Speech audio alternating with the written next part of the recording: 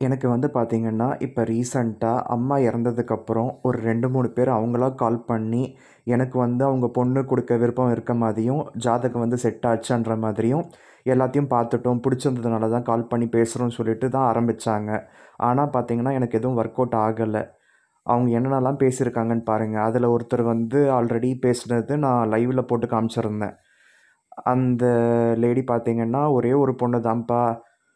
மாங்கல்ய தோஷம் இருக்கு." அது இதுன்னு சொல்லிட்டு, யாருக்கு மாங்கல்ய தோஷம்? அதாவது குச்ச தோஷத்த வந்து அவங்க அப்படி மாத்தி மாத்தி சொல்றாங்க. அவங்க பொண்ணுக்கு தான் ஸ்ட்ராங்கா இருந்த மாரி காமிச்சது. எனக்கு வந்து மாடரேட்டா இருந்த மாரி காமிச்சது. அதுக்கு ஒரே ஒரு பொண்ணு தான்ப்பா மாங்கல்ய தோஷம் அது இதுன்னு சொல்லிட்டு பேசுனாங்க. இது வந்து இன்னொரு எக்ஸாம்பிள். இதெல்லாம் வந்து யாருக்கு 4 பேருக்கு போட்டு காமிச்சா என்ன ஆகப் போகுது? சரி, ஏதோ ஒண்ணு போட்டா தானே தெரிய வரும். நம்ப எவ்வளோ வந்து அ பார்த்து பக்குவமா இருந்தாலும் நமக்கு வந்து தேடி வர்றதுன்னு பார்த்தீங்கன்னா, நம்ம கைய விட்டு போகுதுன்னு சொல்லிட்டு நான் போட்டு காமிக்கலாமேன்னு சொல்லிட்டு நான் இந்த வீடியோ நான் பண்ணிக்கிட்டு இருக்கேன். அவங்களோட ஃபோன் நம்பர் எல்லாமே பார்த்தீங்கன்னா, ஹைட் பண்ணி தான் நான் போடப் போறேன். அதனால அவங்களோட பிரைவசிக்கு இதனால எந்த ஒரு பிரச்சனையும் வராதுன்னு நான் நம்புறேன். ஃபர்ஸ்ட்டு 12 அக்டோபர் 2024 தான் நைட்டு ஒரு 7:07க்கு வந்து கால் பண்றாரு அவரு. அதாவது பொண்ணோட அப்பா. హలో నమస్కారం సార్ சொல்லுங்க మీది అజిత్ ప్రసాద్ మీరు మాట్లాడేది చెప్పండి మీది జాతకం చూసినాము సరే మా ఇంట్లో ఒక పాప ఉంది మా కూతురు అవునా సంతోషం అండి చెప్పండి చూసి మీరు పొడుతూ వస్తుంది అంటే పాప కొంచెం పెద్ద ఒక నెల లేదంటే 14 నెలలకు పెద్ద 16 3/6/92 ఓకే మీరు వచ్చి ఆగస్టులో ఉండాలి ఓ సరే సరే మీకు ఓకే అంటే చూడొస్తున్నా అది ఏముంది అట్లా ఏం పర్లేదు అయితే నార్మల్ గా మన పెద్దవాళ్ళు ఉంటే ఒప్పుకోరు అనుకోండి ఇప్పుడు నేను కాబట్టి ఒప్పుకోవచ్చును మనకి పురాణంలో కూడా రాము వారికైనా సీతమ్మ ఎక్కువ కదా అవునవునవును మన సచిన్ టెండూల్కర్ కైనా వాళ్ళ వైఫ్ ఏజ్ ఎక్కువ అంటారు అదంతా తెలుసు కాబట్టి చెప్పండి చూద్దాం ఏముంది లైఫ్ లో ఎవరు రావాలని దేవుడు ఎట్లా రాసి పెట్టాడో తెలియదు కదా మనకి అది మేము కంటే జాతకం పంపుతాం మీకు ఈ వాట్సాప్ నంబర్కి పెట్టండి అంకుల్ సరే మీరు ఎక్కడి నుంచి మాట్లాడేది నేను వచ్చి వాడపంద Ranipet district near by Arani ஓ ராணிப்பேட்டா வேலூர் மாவட்டம் தான் வேலூர் மாவட்டம் தான் நான் பிறந்ததே வேலூர் தான் வேலூர் தானுங்களா சரி சரி ஆமா நான் ஆக்சுவலி டீச்சரா இருந்து காமர்ஸ் அக்கௌண்ட்ஸ் டீச்சரா இருந்து ரிட்டையர்ட் இப்பதான் ஓ பரவாயில்லையே நானும் இப்ப டீச்சிங்ல தான் இருக்கேன் டீச்சிங்ல தான் இருக்கீங்களா ஆமா இப்ப கூட கிளாஸ் ஓடிக்கிட்டு தான் இருக்கு ஒரு 10 நிமிஷம் பிரேக் கிடைச்சது கால் வந்து அட்டன் பண்ணேன் அது ஜூம்ல தான் இது நான் கிளாஸ் எடுக்கிறதெல்லாம் அப்ராடு எல்லாமே ஒர்க் பண்றாங்க அவங்களுக்கு ஓகே ஓகே அது என்ன என்ன இது சார் நீங்க செய்த கம்பெனி என்ன கம்பெனி அது கம்பெனின்றது உங்களுக்கு புரியாது நான் ஆக்சுவலா அது நான் சிவில் இன்ஜினியரிங் படிச்சிருக்கேன் ஆமா ஆமா அந்த சிவில் இன்ஜினியருக்கு ரிலேட்டட் சாஃப்ட்வேர் நான் ஆன்லைன்ல கிளாஸஸ் எடுத்துக்கிட்டு இருக்கேன் ஓகே ஓகே நம்ம பாப்பா வந்து எம்இ சிவில் தான் ஓ எம்இ சிவிலா ஸ்ட்ரக்சரல் முடிச்சிருக்காங்க ஐயோ சான்ஸே இல்லைங்க நான் எனக்கு ரொம்ப உதவுமே நமக்கு ஆல்ரெடி நிறைய ஸ்டூடெண்ட்ஸ் என்னால எடுத்துக்க முடியல காசு இன்னும் வரும் ஆனா எனக்கு சப்போர்ட் இல்ல நான் நினைச்சேன் எங்க கிளாஸ்ல ஆக்சுவலா நான் கிளாஸ் டாப்பர் தான் எடுப்பேன் நான் சிவில் படிச்சப்ப அப்ப எங்க கிளாஸ்ல எல்லாருமே 91 போனு நான் என்ன ஆக்சுவலா எங்க வீட்டுல எங்க அம்மா கொஞ்சம் சீக்கிரமா ஸ்கூல்ல சேர்த்துட்டாங்க போல அதனால எங்க கிளாஸ்ல எல்லாருமே என்னை விட பெரியவங்க தானே எப்படி நம்ம இப்ப ஒருவேளை அப்படி మనకి మన కాస్ట్ అంటే నాకు అభిప్రాయం అంకుల్ నాకు వెజిటేరియన్ అదంతా పద్ధతి చూసేవాడిని అందువల్ల ఇప్పుడు రీసెంట్ గా ఇది ఏంట్రా ఇట్లా ఉంది మనకి ఇంత ప్రాబ్లమ్స్ ఉంది మనకి మన చదువు ఉన్న అమ్మాయి దొరికితే లైఫ్ లో ఎంతనో ఎదగచ్చునే రేపటికి ఏదైనా ఒక తనిగా బిజినెస్ స్టార్ట్ చేయాలంటే కూడా యూస్ అవుతుంది అట్లంతా అనుకున్నాను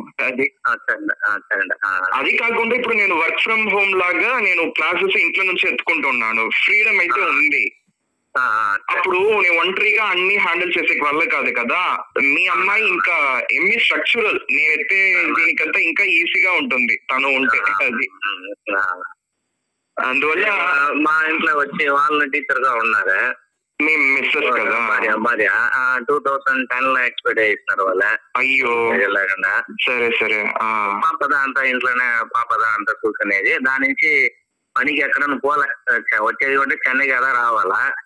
సరే సరే. మీకు అక్కడ సొంత ఇల్లు ఉందా? సొంత ఊళ్ళు ఇక్కడ వాడ పొందలేదా సొంత ఇల్లు. మీకు ఒకే కూతురేనా లేకపోతే? ఒకే కూతురు ఒక కొడుకు. కొడుకుకి మ్యారేజ్ అయిందా? వాడు ఎంఏ బిఎడ్ టీచర్ అని ఉన్నాడు. ఇప్పుడు ఈక్విటాస్ బ్యాంక్ లో పనిచేస్తా ఉన్నాడు టెంపరీగా. ఓ సరే సరే. మంచి బ్యాంకే అండి అది. చిన్న బ్యాంక్ అయితే కూడా నేను నా డబ్బులంతా అమ్మ పేరు మీద ఆ బ్యాంక్ లోనే వేసి పెట్టినాను. అమ్మ అయితే మే నెల చనిపోయింది కాబట్టి ఇంకా అది దాంట్లోంచి ఎత్తి మళ్ళీ నా పేర్లోనే ఆ అకౌంట్ లోనే ఆ బ్యాంక్ లోనే అకౌంట్ ఓపెన్ చేసి మళ్ళీ వేసేసాను. అది ఈక్విటస్ మంచి బ్యాంకే. తను చిన్న పిల్లోడు లాగుంది అప్పుడు. అవునవునవును. వాడు పాప చిన్నవాడు వాడు. ఓ సరే సరే సరే. తను ఎప్పుడు డేట్ ఆఫ్ బర్త్? పాపద్యా కాదు మీ అబ్బాయి. అబ్బాయిది వచ్చి 93. నాకే ఒక సంవత్సరం చిన్నలాగా. 1 year డిఫరెన్స్ పాపకు. సరే సరే. తనకి మ్యారేజ్ ఏజ్ అయిపోయింది కదా, లేటే అయిపోతుంది ఇంకా. పాపకు తెచ్చి వాడికి చూడాల. సరే సరే. మీ ఆ జాతకం పెట్టండి. అమ్మాయికి ఇంకా ఇది యాక్చువల్ గా అమ్మాయికి లేట్ అయిపోతుంది కదా. అది చూసాదా ఉందామా. అది మేము ఇక్కడ ఊరం లేదు ఇటు పోసుకునే పోతాను. అయ్యో తప్పు అండి. ఇప్పుడు మన అమ్మాయిలకంతా 21 సంవత్సరమే పెళ్లి చేసి పెట్టాలా. అది ఇంత దూరం లేట్ అయిందే అది కదా. అప్పుడు జాతకం పెడతారా? చూస్తాను. చూసి చెప్పండి. సరే సరే. సంతోషం అండి మాట్లాడింది. సరే థ్యాంక్స్.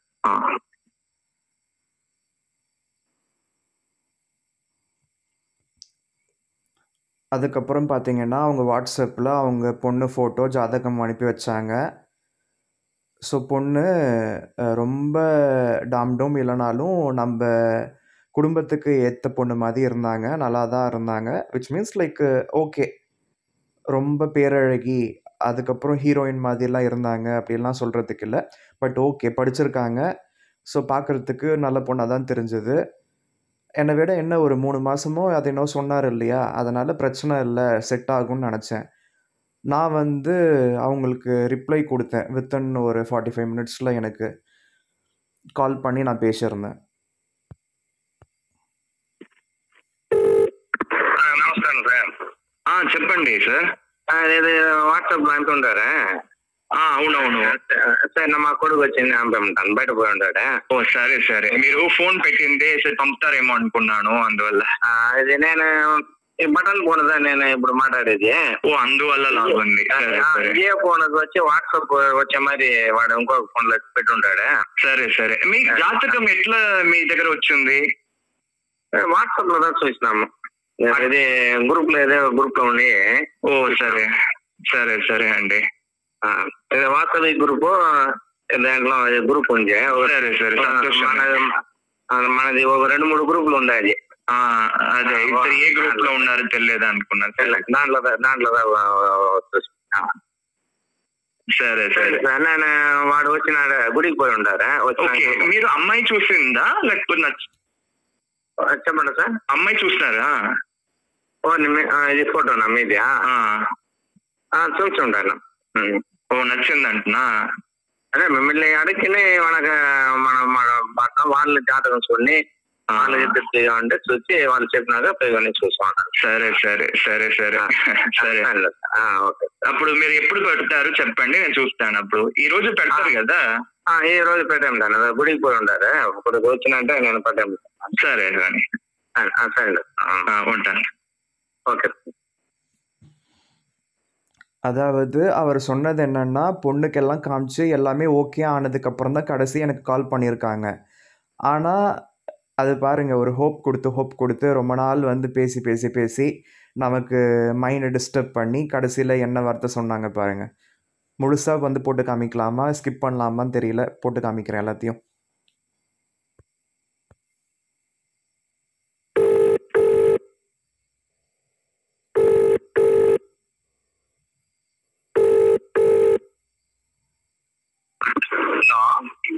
హలో. చెప్పండి సార్.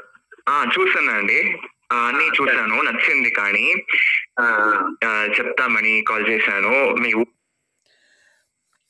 அதாவது அவங்க ஜாதகம் அனுப்புகிறேன்னு சொல்லிட்டு அனுப்பலை. அதனால் அப்புறமா ஃபோன் பண்ணி கேட்டேன். அதுக்கப்புறம் அவங்க அனுப்பி வச்சாங்க. அதை பார்த்ததுக்கப்புறம் நான் கால் பண்ணி நான் என்னுடைய ரிப்ளை கொடுத்துக்கிட்டு இருக்கேன். చూసాను మ్యాప్స్ లో, మంచి ఊరు, చాలా అక్కడంతా ఇంత సిటీ లాగా ఉండదు కదా, వాతావరణం చాలా ప్రశాంతంగా ఉంది. అవునా? సరే సరే సరే. యాక్చువల్ గా అమ్మ ఎప్పుడు ఏదో ఒక అనుకుంటా ఉంటుంది. యాక్చువల్ గా మా బావ ఒకరు ఉన్నారు, ఆ బావ వాళ్ళ వైఫ్ తనలాగానే ఉంటుంది. అదే ఏదో ఒకలాగా అని, సరే కానీ అట్లా అని అనిపించింది. నేను కూడా చూసాను, పొందటం అంతా కూడా కరెక్ట్ గా ఉంది. నార్మల్ గా పొందటం వచ్చేదే కష్టంగా ఉంటుంది కదా, అది అది అది సరే కాల్ చేసి చెప్తాము అని. సరే సరే సరే. అది సరే. ఇప్పుడు ఇప్పుడు అదే కదా మీరు పెట్టారు, చూశాను. అది మీరు ఎట్లా అనుకున్నారు అనేది చెప్తారా ఎట్లా అని? చెప్తాను. సరే సరే. మీరు చూసినారు కదా ఫస్ట్? అదే జాతకం చూసినాను. సరే సరే సరే. మీకు ఏదైనా మాట్లాడాలా, అదంతా అడగాల, అదంతా కూడా చెప్పండి. సరే సరేనా? సరే సరే. మీరు మెడ్రాస్ కి షిఫ్ట్ అయ్యేట్టుగా అనుకుందా ముందు తను?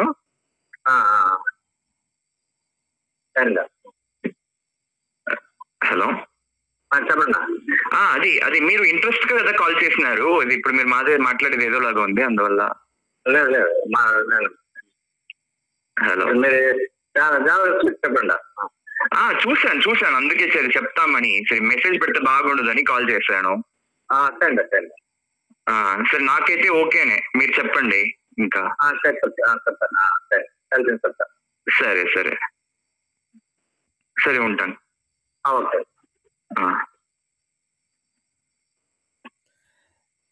இந்த மாதிரி எதுக்குங்க அவங்க கால் பண்ணி நம்மளை டைவர்ட் பண்ணி நமக்கு ஆசை காமிச்சு மோசம் பண்ணுறாங்க? நம்மளும் வந்து ஓகேன்னு சொல்லி நம்ம பேசுகிறோம். அவர் பாருங்கள், ஒரு ஈடுபாடே இல்லாமல் பேசுகிறாரு. மறுபடியும் நீங்கள் பார்த்து சொல்லுங்கள். நான் பார்த்ததுனால தானே சொல்கிறேன், மறுபடியும் கால் பண்ணியிருக்கேன். ஒரு ரெஸ்பான்ஸே இல்லை. ஃபஸ்ட்டு எப்படி பேசுனாங்க, இப்போ நமக்கு ஓகேன்னு சொல்கிறப்ப எப்படி பேசுகிறாங்க பாருங்கள். நம்மளா தேடி போனோம், அவங்களா தானே தேடி வந்தாங்க. ஒரு ரெஸ்பான்ஸே இல்லை. அதுக்கப்புறம் டைம் பாஸுக்குன்னு சொல்லிட்டு இந்த மாதிரி ஃபோன் பண்ணி கதை வந்துக்கிட்டு இருக்காங்களா பெரியவங்க, பிள்ளைங்களுக்கு கல்யாணம் பண்ணி வைக்காம? அது கூட எங்கள் வீட்டில் செய்யலை எனக்கு யாரும். நான் கொடுத்து வச்சது அவ்வளோதான்.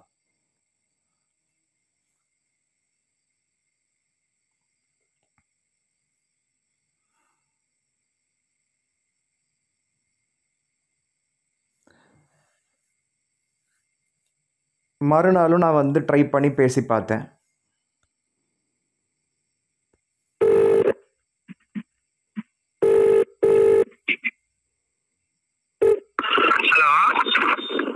హలో, చెప్పండి సార్.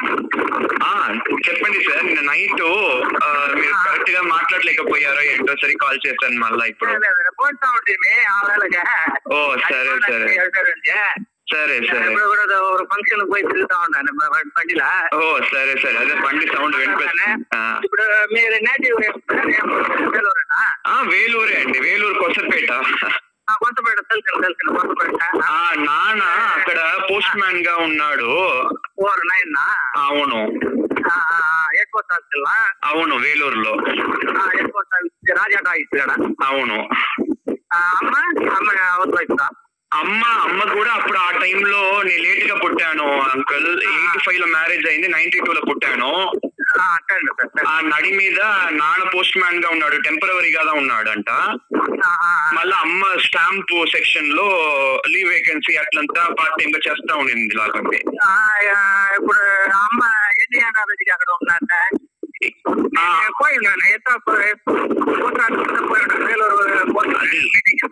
అదే అంకుల్, 98 లో నాన్న లేదు.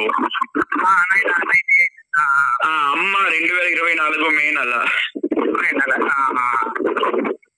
నాన్నగారికి అక్కడ చేస్తా ఉన్నారు. అది నాన్న లేకుండా అవునవును, అది కంపారిజన్ గ్రౌండ్ లో వచ్చిన 9/11 వచ్చి వాళ్ళకి మారిద్దుగా ఇద్దరు అది మీరు వచ్చింది. అట్లా కాదు, అట్లంతా ఏం దొరకలేదు అమ్మకి. మళ్ళీ నేను ఏమనుకున్నాను, 6 ఏళ్ళ అప్పుడు నుంచి నాయన లేదు కదా. అవునవును. అందువల్ల ఇంకా నాకు ఫ్యూచర్ కావాలని చెప్పి నేను ఎట్లనో కష్టపడి 9 ఏళ్ళకంతా 2000 2001లో నేను మెడ్రాస్ కి ఒంటరిగా వచ్చి ఇక్కడ అట్లా గడిచింది. ఇప్పుడు మీరు ఎవరు ఉంటారా? మా అత్త ఉంది, మా మేనత్త వేలూరులో హెడ్ పోస్ట్ మాస్టర్ గా ఉండి రిటైర్ అయిన ఆయమ్మ. ఆ అమ్మకి ఏజ్ అయిపోయింది, 74 ఏళ్ళు ఇప్పుడు. ఆ అమ్మ కూడా వాళ్ళు కూతుర్లు 3 పెళ్లి అయిపోయింది, వాళ్ళ కొడుకు పెళ్లి అయిపోయింది, వాళ్ళకి మనవుడు మనవరాలంతా కూడా పెళ్లి అయిపోయింది. మా అక్క కూతురు మళ్ళా వదిన కొడుకులకంతా కూడా పెళ్లి అయిపోయింది. నేను ఒక్కడే.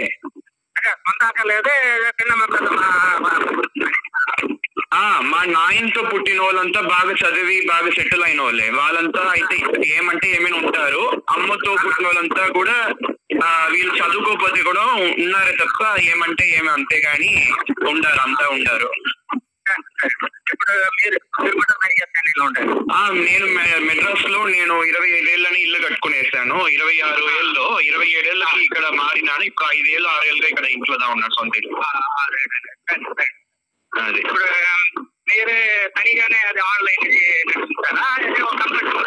అది అది యాక్చువల్ గా నేను 2 సంవత్సరం ముందు వరకు నేను బయట ఊర్లో పనిచేస్తా ఉంటేని. అప్పుడు అమ్మకి కొంచెము జబ్బు ఏదో స్టార్ట్ అయ్యింది. అమ్మకి క్యాన్సర్ ప్రాబ్లం కాబట్టి వచ్చినాను కాబట్టి 2 సంవత్సరం కాపాడుకున్నాను, లేకపోతే ఆ అమ్మ అప్పుడే పోయి ఉంటది. అప్పుడే పోయినారు. అందువల్ల ఇప్పుడు ఆ అమ్మ కోసం వచ్చినాను. ఇంకా ఇక్కడ ఇంట్లోనే చేసుకునేలాగానే కుదురుతా ఉంది. సరే ఎందుకు చూసుకుంటా. అయ్యో, మీ ఇంటి అమ్మకి చెన్నైలో ట్రీట్మెంట్ చేసింది.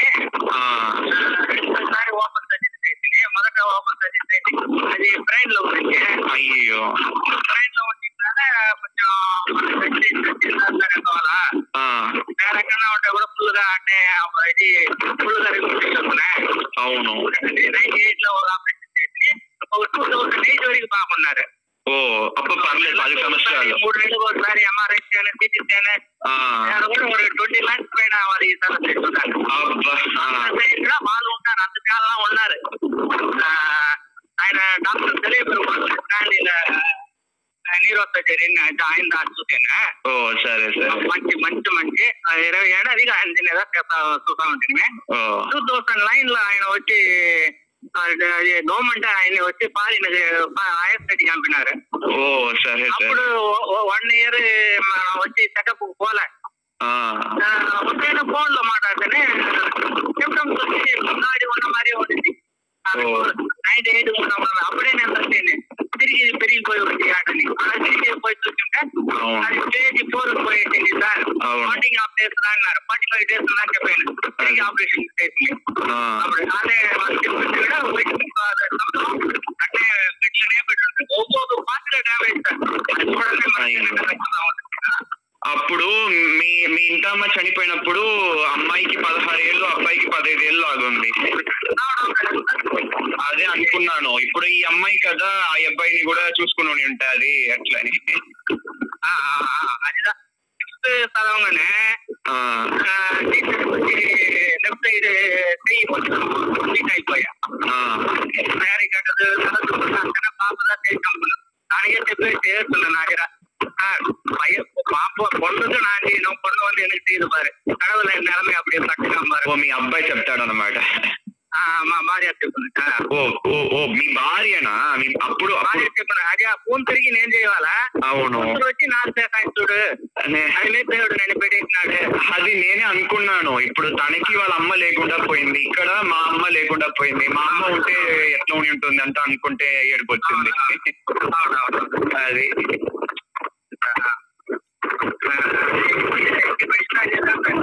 చెన్నైలో నేను అప్పుడు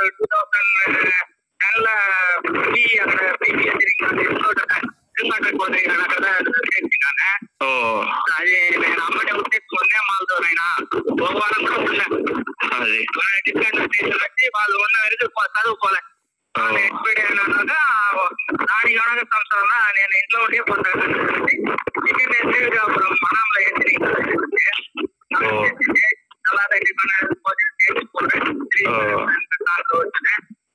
నేను అదే మీద డైలీ పోయి వచ్చినట్టు పర్లేదు. ఎక్కడ పోతే నేనైనా చదవాలా? అవును. చెన్నైలో ఉంటే చెన్నైకి పోతే కొంచెం నాలెడ్జ్ ఇంప్రూవ్ అవునే. అవును. నాలెడ్జ్ గా తెచ్చుకోవాల్సిన. అవును. దానికి చూస్తే మన స్టూడెంట్ మన ఇంటికి స్టూడెంట్ వచ్చి నేను పోయి మీకు భోజనం తెచ్చుకోరు. అవును. కానీ దానికి నన్ను ఉచ్చిపోయేదానికి అది మంచిలేదు. కరెక్టే కదండి. ఇప్పుడు అందుకే కదా నేను తిరిగి వచ్చింది, అమ్మ కోసం కదా తిరిగి వచ్చింది. అదే అదే సరేండి సార్. మీరు జాతకం చూస్తున్నారా? చూస్తున్నాను. అదంతా అమ్మాయికి నాకి ఇద్దరికి లో మంగళిక్ దోష అని ఉంది లాగుంది. అందువల్ల పొందటం ఉంది. 20/36 వచ్చింది. ప్రిఫరబుల్ మ్యారేజెస్ ప్రిఫరబుల్ అని వచ్చింది. సరేండి సార్. సరే నేను కలుసుకుంటాను, అన్నల తమ్ముడితో కలుసుకుంటాను. కలిసి నేను చెప్తాను ఇది ప్రొటెక్షన్ పోనీ. అవును.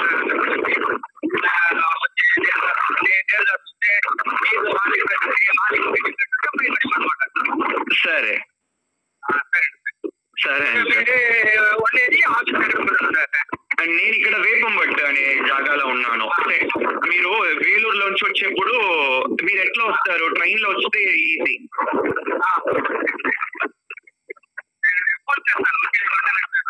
సరే సరే సరే సరే. చూడేమేడా? అయ్యో మేము మెడ్రాస్ కు వచ్చిన కొత్తలో చూడేమేట్లనే బాడుగకు ఉన్నాము. అప్పుడు ఆ ఇల్లు అంతా ఒక హాల్ కిచెన్ ఇల్లు. అయ్యో మేము ఉండింది అక్కడే భజన కోయిల్ స్ట్రీట్. అంటే మేము పెరియార్ పాదకి ఈ తట్టు కన్నగి స్ట్రీట్ లో ఉన్నాం.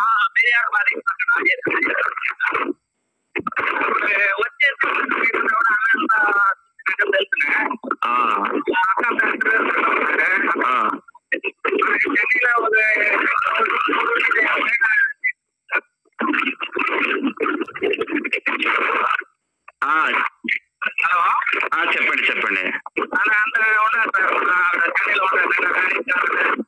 సరే సరే. 30-40 ఇంటికి ఉంటుంది. ప్యారిస్ లో కూడానా? సరే సరే సంతోషం.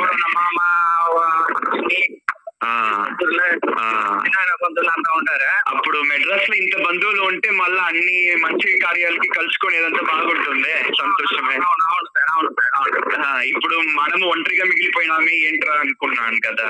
దేవుడు అనేది రెజిల్పోతాను. అయినప్పుడు నాకు తమ్ముడు కావాలా? 60వ పెళ్లి. ఇప్పుడు ఒక గంట పైన బలి చేస్తామన్నాడు. సరే సరే సంతోషం సంతోషం. ఇప్పుడు మెడ్రాస్ వస్తున్నారు అప్పుడు?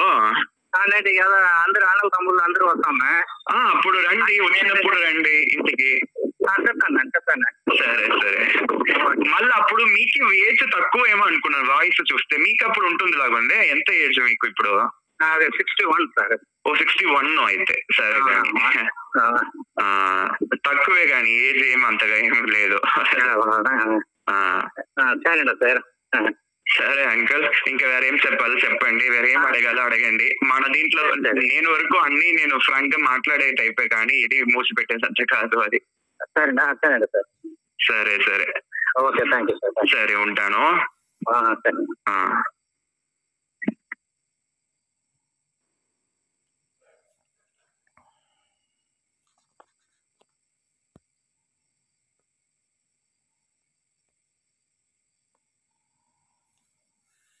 இவ்வளோ நல்லா பேசிட்டு அதுக்கப்புறம் எந்த ரெஸ்பான்ஸும் வரலை.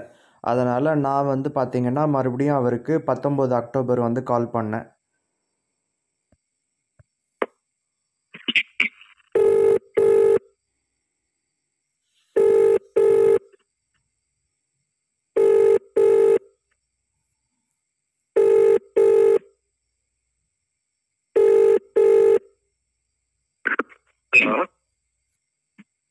హలో చెప్పండి సార్.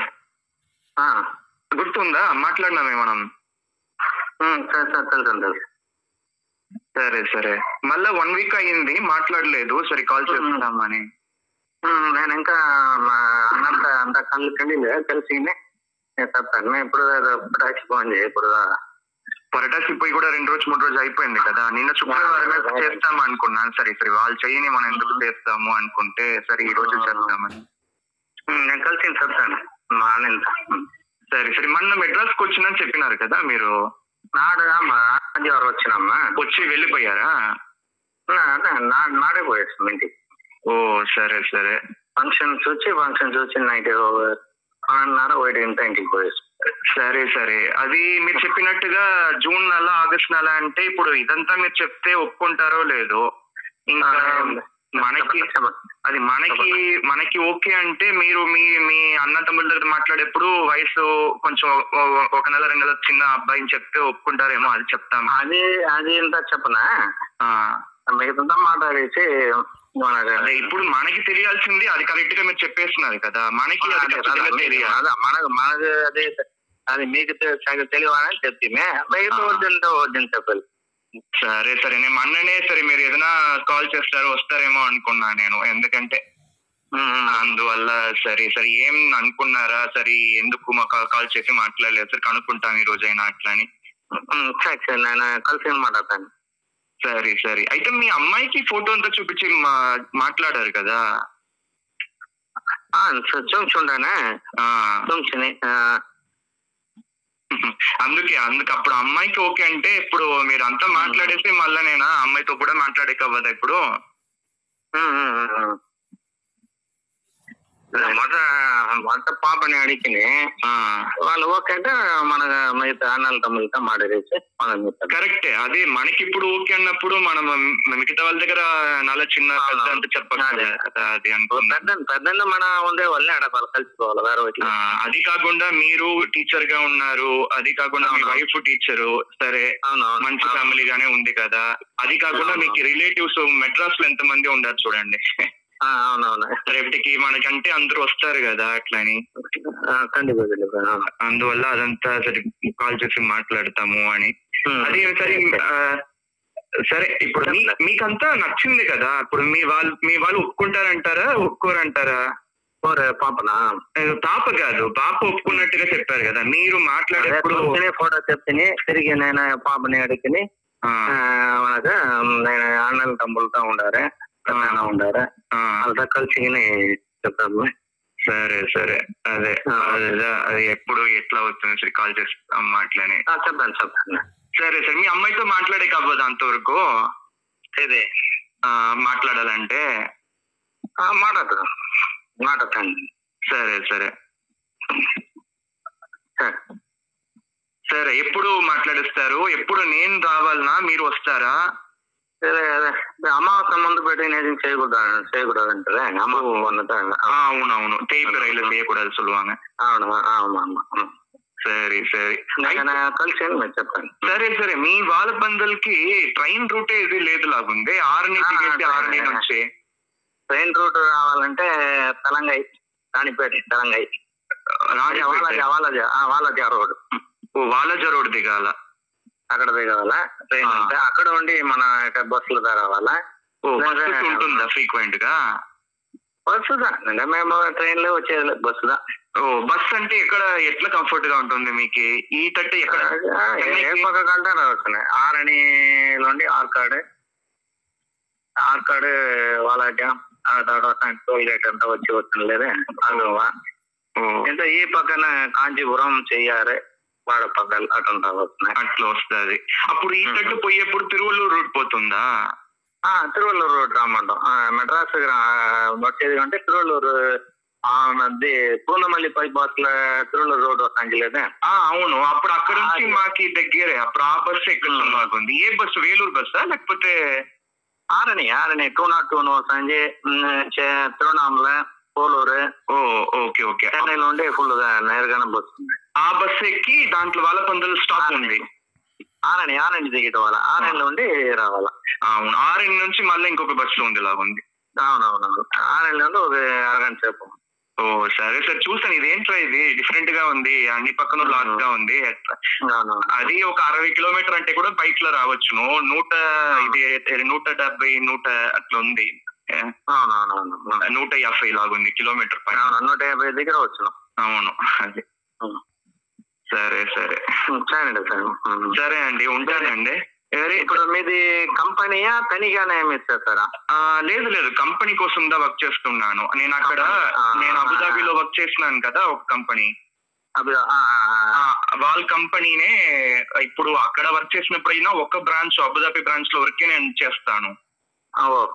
ఇప్పుడు ఏమైందంటే Abu Dhabi branch, Dubai branch, Qatar branch, Bahrain, ఇట్లా అన్ని దిక్కులోనూ స్టూడెంట్స్ నాకు ఇస్తున్నారు. అందువల్ల ఇంట్లో నుంచి చేసుకుంటాను కాబట్టి ఇట్లా ఒక బ్రాంచ్ కాకుండా అన్ని బ్రాంచ్ స్టూడెంట్స్ ఇస్తున్నారు. ఫారిన్ స్టూడెంట్ కాదు, మన ఇండియన్స్ కూడా ఉంటారు. ఇండియన్స్, పాకిస్తాన్, కేరళైట్స్, తెలుగులో కొంతమంది, మళ్ళా నార్త్ ఇండియన్స్, అది కాకుండా ఆఫ్రికన్స్, మళ్ళా ఇది ఆస్ట్రేలియా, కెనడా అట్లాంటి పిల్లలు అన్ని కలిసే ఉంటారు స్టూడెంట్స్ అంతా. అవును, అట్లానే. సరే సరే సరే సరే సరే చెప్పండి. సరే, మీరు అంతా చెప్పినాక కూడా మాట్లాడుకోవచ్చు. అమ్మాయి దగ్గర ఉన్నారా వాళ్ళ పక్కన? ఉన్నారు పక్కన వాళ్ళ పని చేస్తూ ఉంటారు. ఓ, పనికి వెళ్తున్నారా? ఇదే ఇప్పుడు భోంచేది తక్కువ ఉన్నారు. ఓ సరే సరే, ఓకే. అది అది ఇప్పుడు తన పెళ్లి అయినాక ఇక్కడ వచ్చేస్తుంది కదా, అప్పుడు మీకు అక్కడంతా మీకు ఎట్లా? ఇంకా కొడుకు పెళ్లి చేసే వాళ్ళ వాడినే అప్పుడు కరెక్ట్ గా ఉంటుంది. సరే సరే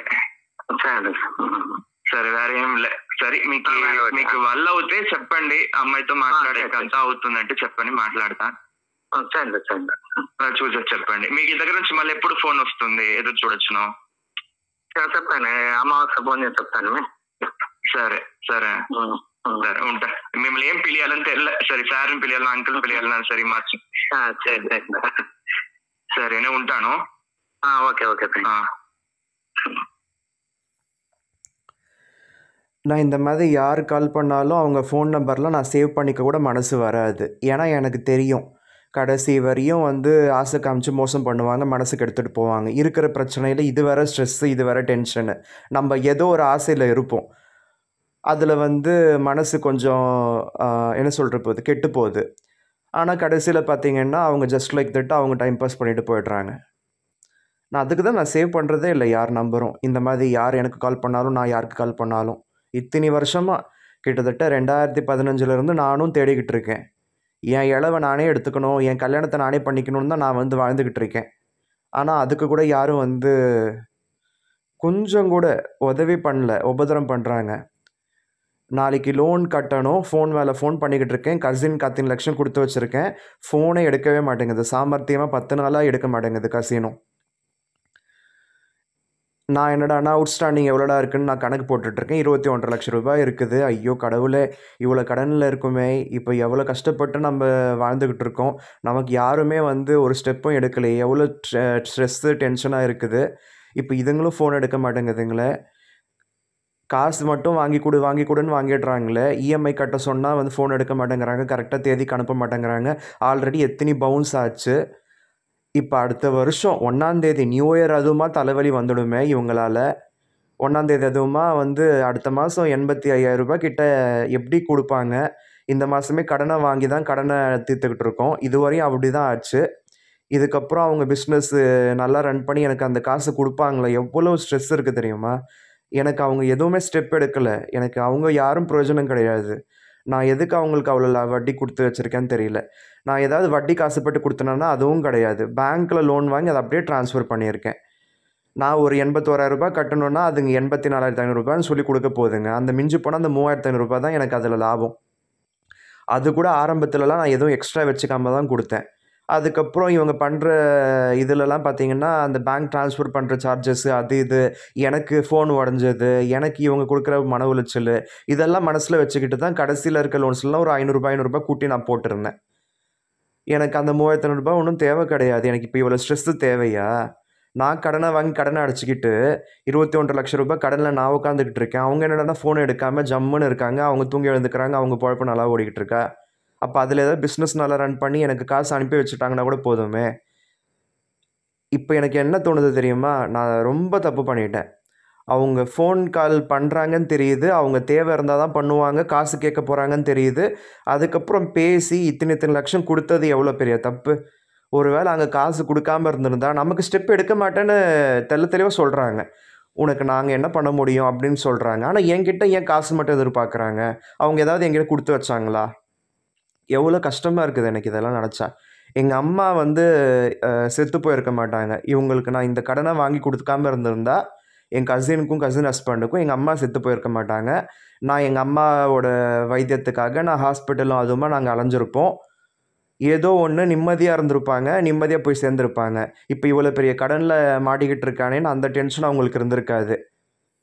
ஒவ்வொரு நாளும் ஃபோன் எடுக்க மாட்டேங்கிறாங்கம்மா, கரெக்டாக காசு கட்டுவாங்களான்னு தெரியலம்மா. நாங்கள் எவ்வளோ புலம்பணும் தெரியுமா? அம்மாவும் நானும் எவ்வளோ மனவேதனையோடு இருந்தோம் தெரியுமா? அவ்வளோ காசு கொடுத்தோம், அவங்க சீரியஸாக இருக்காங்க, பாருங்கன்னு சொன்னால் கூட பார்க்கறதுக்கு அவங்களுக்கு துப்பு இல்லை. பாவத்தை செய்கிறாங்க ஜனங்க. சுற்றி முற்றி இருக்க அக்கத்து பக்கத்துக்காரங்களும் பாவம் செஞ்சிட்டாங்க. என் கசினும் பாவம் செஞ்சிட்டா. ஏகப்பட்ட பேர் எவ்வளவோ பாவம் செஞ்சிட்டாங்க எங்களுக்கு. இதுக்கெல்லாம் என் மன உளைச்சலுக்கு நான் தான் கஷ்டப்பட்டுருக்கேன். அவங்கவுங்க பார்த்திங்கன்னா படுக்கிறாங்க, தூங்குறாங்க, எழுந்துக்கிறாங்க. அவங்க பொழப்பு வீணாக போனாலுமே அவங்க புருஷனும் பொண்டாட்டியுமா என்ன சொல்கிறது, ஆதரவாக அனுசரணையாக இருந்துக்கிறாங்க. என் அக்கத்து பக்கத்துக்காரங்களும் அப்படி தான். அவங்க என்ன பண்ணுறாங்க, என்ன பிடுங்குறாங்களான்னு தெரியல. எல்லாம் நல்லா சம்பாதிக்கிறாங்களா, கடனை வாங்குறாங்களா, ஜம்முன்னு வாழ்கிறாங்களா, பிஸ்னஸ் பண்ணுறாங்களா, கடன் நடத்துகிறாங்களா, லாபம் பார்க்குறாங்களா, நம்மளை பற்றி தப்பாக யோசிச்சுக்கிட்டே இருக்காங்களா, புருஷனும் பொண்டாட்டியுமா இல்லைனா அம்மாவும் பிள்ளையுமா, எவ்வளோ ஒற்றுமை தெரியுமா? என் குடியை கெடுக்கிறதுக்கு எல்லாம் எவ்வளோ ஒற்றுமையாக இருந்துக்கிட்டு எனக்கு யாரும் உதவி செய்ய மாட்டாங்களா, உபதனம் செய்வாங்களாம். இந்த மாதிரி என்விரான்மெண்ட்டில் நான் எப்படி வாழ போகிறேன்? ஏதாவது போயிட்டு கருணை கொலை பண்ணிவிடுங்கன்னு நான் எப்போ சின்ன வயசுலேருந்து நான் கேட்டிருக்கேன். நான் அதுக்கு எனக்கு சாகிறதுக்கு தெம்பு இல்லை. எல்லாம் எப்படி செத்தாலுமே அது ரொம்ப கஷ்டமாக இருக்கும். அதுக்கு வாழ்ந்துட்டு போயிடலான்னு தான் வாழ்ந்துக்கிட்டு இருக்கேன். ஆனால் சின்ன வயசுலேருந்து என்னை கருணை கொலை பண்ணிவிடுங்க, எனக்கு இந்த உயிர் வேணாம் அப்படின்னு நான் எவ்வளோ அழுதுருப்பேன் எனக்கு தான் தெரியும். மொட்டை மாடியில் போய் படுத்து அழுதுருக்கேன், 4 செவத்துக்குள்ளே உட்காந்து அழுதுருக்கேன். எனக்கு இந்த உயிர் தேவையில்லை, இந்த மாதிரி ஒரு உலகத்தில் நான் வாழ மாட்டேன், என்னை ஏன் இப்படி போட்டு பாடப்படுத்துகிறாங்க? எங்கே போயிட்டு நான் கோர்ட்டில் நான் கேஸ் போட்டு எனக்கு கருணை கொலை பண்ணுங்கன்னு நான் கேட்டு இப்போ எனக்கு இவ்வளோ கஷ்டப்பட்டு வீடு வாசல் நான் அமைச்சிக்கிட்டு இருக்கேன். இதுக்கப்புறம் நான் எங்கே போய் நான் எதில் அப்ளை பண்ணி அதெல்லாம் கொடுப்பாங்களா? ஏன்னா என்னை நிம்மதியாக வாழ விட மாட்டேங்கிறாங்க. ஒவ்வொரு நொடியும் செத்து நான் பொழைச்சிக்கிட்டு இருக்கேன். அதுக்கு ஒரே அடியாக சாவடிச்சிடுங்கன்னு தான் யார்கிட்ட போய் கேட்குறதுன்னு தெரியல. எப்படி நான் என் கதை என்னைக்கு முடிய போகுதுன்னு தெரியல. நிஜமாகவே நிம்மதியே இல்லை வாழ்க்கையில்.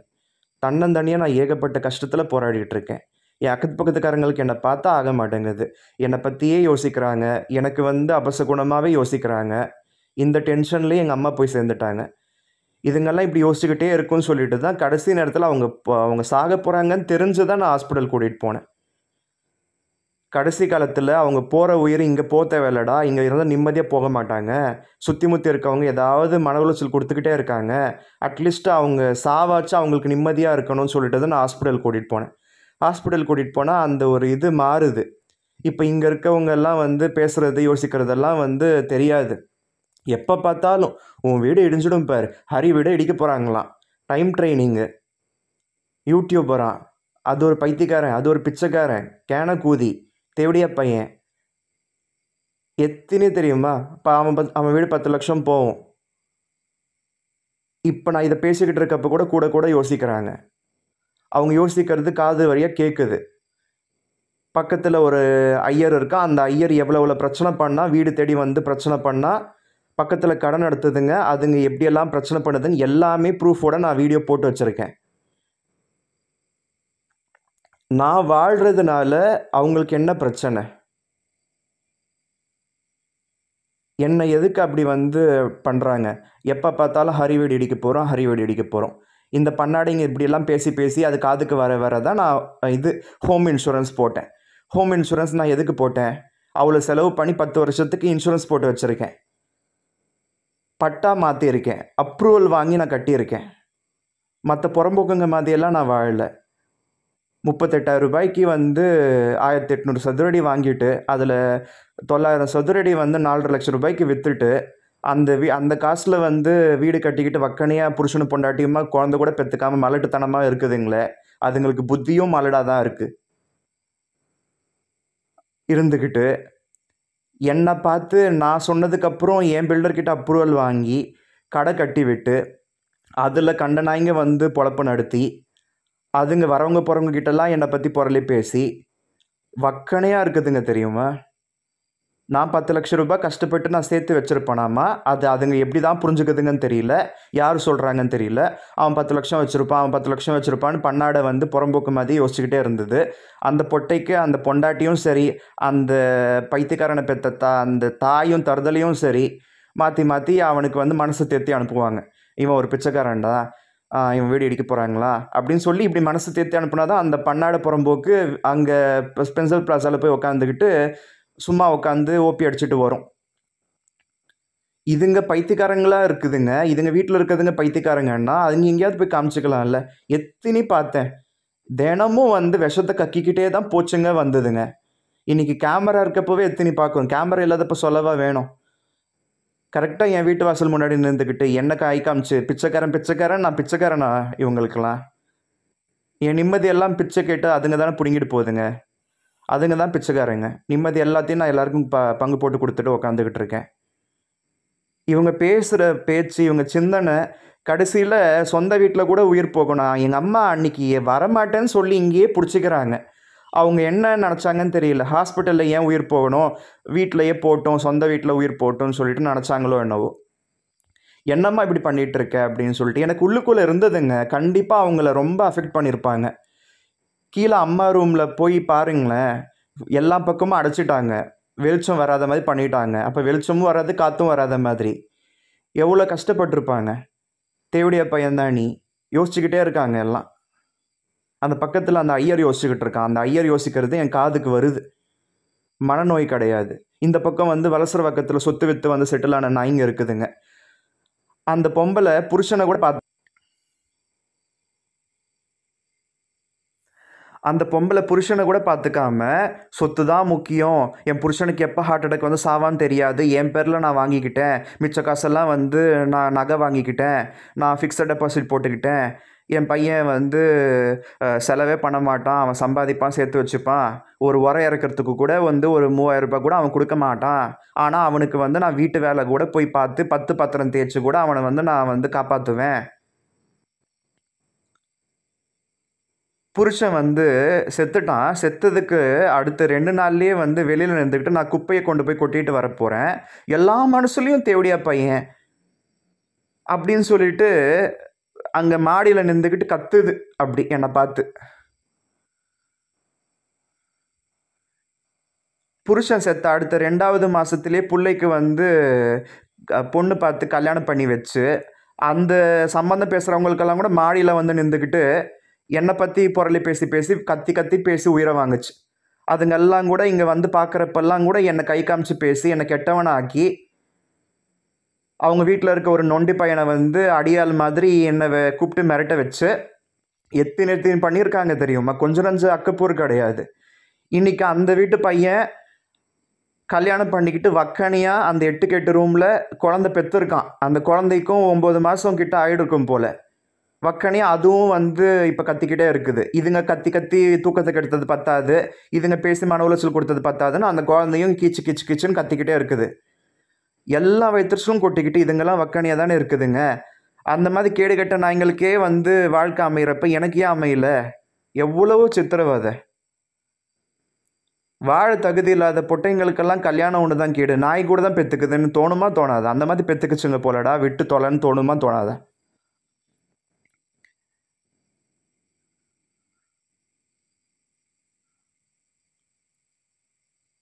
டைம் ட்ரைனிங் தான் அது. யோசிச்சுக்கிட்டே இருப்பானுங்க. கேமரா வச்சுருக்கப்பயோ ஒரு பன்னாடை வந்து கேட்டுக்குள்ளே கையை விட்டு எல்லாத்தையும் பிடுங்கிட்டு போகுது. இன்னொரு புறம்போக்கு என்னடான்னா செவத்துக்கிட்ட வந்து பாத்ரூம் போகிறான். எவ்வளோ இடம் வந்து காலியாக இருக்குது, அங்கே தானே போய் போனோம்.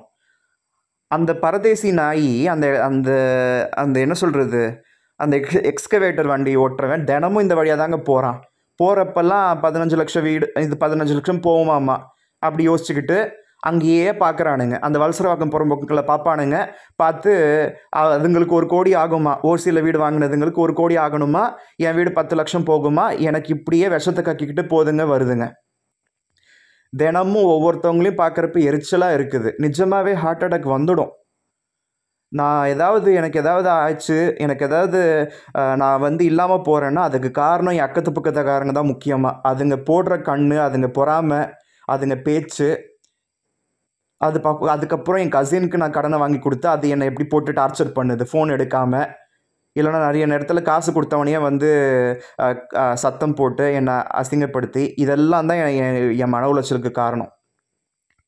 எனக்குன்னு நான் எந்த தப்பும் நான் பண்ணலை. நான் கஷ்டப்பட்டு நான் வாழ்ந்துக்கிட்டு இருக்கேன். நான் யார் காசையும் நான் பிடுங்கி தின்னலை, யாரோட தயவுலையும் நான் வாழலை. நான் ராஜா மாதிரி வாழ வேண்டியவன். நான் என் கஷ்டத்தில் தான் நான் வாழ்ந்துக்கிட்டு இருக்கேன். ஆனாலும் எனக்கு நிம்மதி இல்லாமல் செஞ்சுட்டாங்க பார்த்தீங்களா.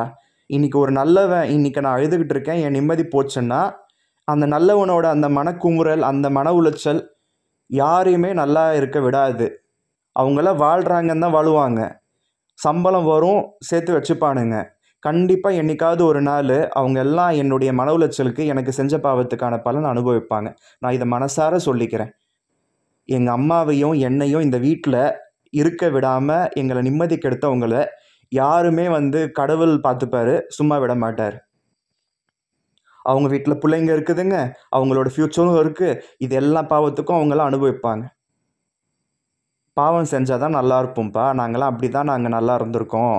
உன்ன மாதிரியெல்லாம் வந்து எல்லாத்தையும் வந்து மறந்துட்டு அடுத்த வேலை பார்க்குறவன்லாம், எங்களுக்கு உன்ன மாதிரியெல்லாம் வந்து எஃபோர்ட் போட்டெல்லாம் வாழ தெரியாது, நாங்கள் புறம்போக்கு வாழ்க்கை வாழுவோம், இப்படியெல்லாம் ஏச்சு பொழைச்சி தான் நாங்கள் வாழ்ந்தோம், இப்படியெல்லாம் நாங்கள் பேசி யோசிச்சு தான் நாங்கள் வந்து சஸ்டெயின் ஆகிறோம்.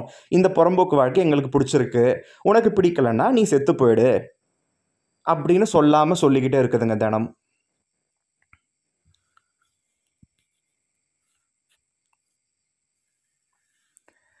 இதோ இந்த ஆள் வாழைப்பந்தல் மயிர்பந்தல்னு சொல்லிட்டு கால் பண்ணார் இல்லையா, அந்த ஆள் பாருங்க கடைசியில் வந்து ரெஸ்பான்ஸே கொடுக்கல, மனசுக்கு எடுத்து விட்டுட்டான். அக்டோபரில் ஆரம்பித்து நவம்பர் மாதமும் கால் பண்ணி 16 நிமிஷம் பேசியிருக்கேன். இன்னும் ஒரு 20 நிமிஷம் போகும்ல, பார்ப்போம், அதையும் போட்டு பார்த்துரும்.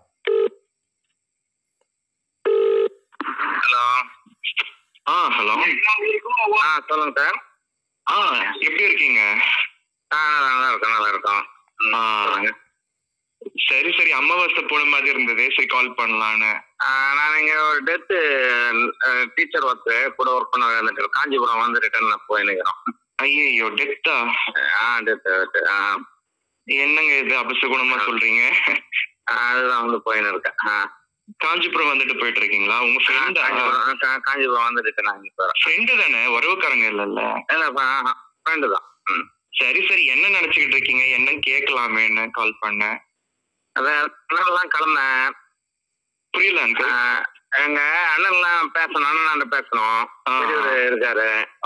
இப்போ அவங்க இப்ப யாரு அவருக்கு பெரியவங்க, யாரை வச்சு நாம பேசணும் அதெல்லாம் கேட்டுக்கோம். அதெல்லாம் போய் நம்ம பார்க்கலாம், பார்த்துட்டு அதுக்கப்புறம் பேசலாம். இப்போ உங்களுக்கு யாரு சித்தப்பா பெரியப்பா அது போல இருக்காங்களா, இல்ல வேற யாரு அதெல்லாம் தெரிஞ்சுக்கோ. அவங்க நேட்டிவ் பிளேஸ் தெரிஞ்சுக்கோ, அங்க யாரு இருக்குது அதெல்லாம் தெரிஞ்சுக்கினா அதுக்கப்புறம் நம்ம அதை போய் விசாரிச்சுட்டு அப்புறம் பேசலாம் அப்படின்றாரு. சரி சரி சரி அங்கிள், எல்லாம் சேர்த்து எப்ப முடியும்னு நினைக்கிறீங்க? எப்ப நீங்க ப்ரொசீட் பண்ண போறீங்க? இப்ப நான் பேசணும்னா நாங்க பேசணும்னா யாராட பேசணும்? உங்க இது வந்து பெரியவங்களும் தடுப்பாங்க இல்லையா? அதுதான் அங்கிள், நான் சொல்லிடுறேன் அங்கிள் என்னுடைய நிலைமைய. ஆக்சுவலா நீங்க எல்லாத்தையும் வந்து எல்லாமே கேட்டுக்கோங்க. இப்ப எனக்குன்னு பாத்தீங்கன்னா உதவி பண்றதுக்கு யாருமே இல்ல, உபத்திரம் பண்றாங்க. இப்ப நான் வந்து இப்ப இந்த மாதிரி சம்பந்தம் வந்துச்சுன்னு சொல்லி சொன்னதுனால இப்ப எங்க இது அமைஞ்சிட போகுதுன்னு சொல்லிட்டு அப்பா சைடும் பாத்தீங்கன்னா தேவையில்லாத டிராமா கிரியேட் பண்றாங்க. அம்மா சைடு பாத்தீங்கன்னா எங்க வீட்டுல வளர்ந்தான்னு சொல்லியிருந்தேன், உங்களுக்கு தெரியுமா? அவ வந்து பாத்தீங்கன்னா அவளும் என்கிட்ட காசு வாங்கிக்கிட்டு காசு திருப்பி கொடுக்காம அப்படி பிரச்சனை பண்ணிக்கிட்டு இருக்கா. இஎம்ஐ கட்டாம பவுன்ஸ் பண்ணிக்கிட்டு இருக்குங்க. ஆக மொத்தத்துல காசு கொடுத்து காசுக்கும் மரியாதை இல்லை, எனக்கும் மரியாதை இல்லாம ஒரு பக்கம். இன்னொரு பக்கம் என்னன்னா அவங்களா வந்து ஃபேக்கா வந்து என் பேரை டேமேஜ் பண்ணிக்கிட்டு இருக்காங்க. இப்ப நான் யாருன்னு நினைச்சேன், ஒருவேளை நீங்க வந்தீங்கன்னா இவங்களதான் வச்சு பேசணும்னு நினைச்சேன். அவங்களே இப்ப எனக்கு அகேன்ஸ்டா வந்து என்ன இப்ப என்ன பண்றதுன்னு தெரியல அங்கிள். அதான் அவரு எங்க அண்ணன் என்னன்றாரு, பெரியவங்களும் யாருன்னா இருக்கணுமா, நாளைக்கு நாம ஒரு பிரச்சனை வரும்போது யாருக்குள்ள போய் பேசுறது, அது போல யாரு பெரியவங்க அங்கிள். அப்படி இல்ல அங்கிள், நான் இப்ப ஆக்சுவலா நான் பிரச்சனை பண்றவெல்லாம் கிடையாது. நீங்க வந்துட்டீங்கன்னா அப்பா மாதிரி நான் உங்க கூட தான் பேசிக்க போறேன் எல்லாமே. அதான் அவரு சொல்றது வந்து ஒரு பெரியவங்க தான் நாம பேசுவோம். அது சரி அங்கிள். இப்ப நான் 10th படிக்கிறப்ப அவளுக்கு கல்யாணம் பண்ணி வச்சாங்களே, நேத்து இந்த மாதிரி காசு வாங்கிட்டு காசு திருப்பி கொடுக்க மாட்டேங்கிறாங்கன்னு அவங்க வீட்டு பெரியவங்க எல்லாம் போன் பண்ணி கேக்குறேன். யாரும் எனக்கு தெரியாதுப்பா அப்படின்னு தான் சொல்றாங்களே தவிர பெரியவங்க சும்மா பேச்சுக்குதான், யாரும் வந்து உதவ மாட்டாங்க. யாரும் உதவ மாட்டாங்க. அதான் அப்ப நமக்கு இல்லாததும் ஒண்ணுதானடான்னு சொல்லி அதனால எல்லா உண்மையும் சொல்லிடலாம். சொல்லிட்டு அவங்களுக்கும் ஆனா கண்டிப்பா ஃபியூச்சர் ஒன்னும் ஸ்பாயில் ஆகாது.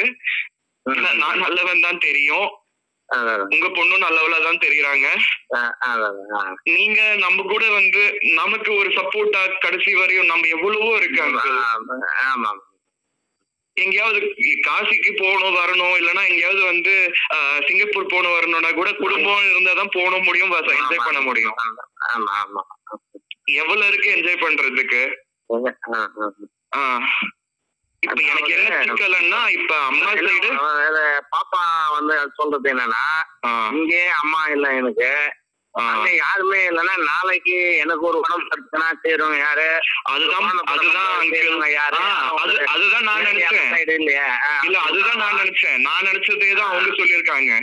அதுதான் சொல்றேன். அவ அங்க நாம ஒரு உடம்பு சைடுல நான் பார்த்துட்டேன், அந்த டைம் பாக்குறவங்க யாரு, நாளைக்கு பிரசவம் ஆகுது அந்த டைம் வந்து பாத்துக்கிறவங்க யாரு, இதெல்லாம் நாம ஒரு யாருன்னா அது போல சித்தப்பா பொண்ணு பெரியப்பா பொண்ணு அது போல யாருன்னா இருக்கிறாங்களாப்பா, அவங்க ரிலேட்டிவ் இருக்காங்களா.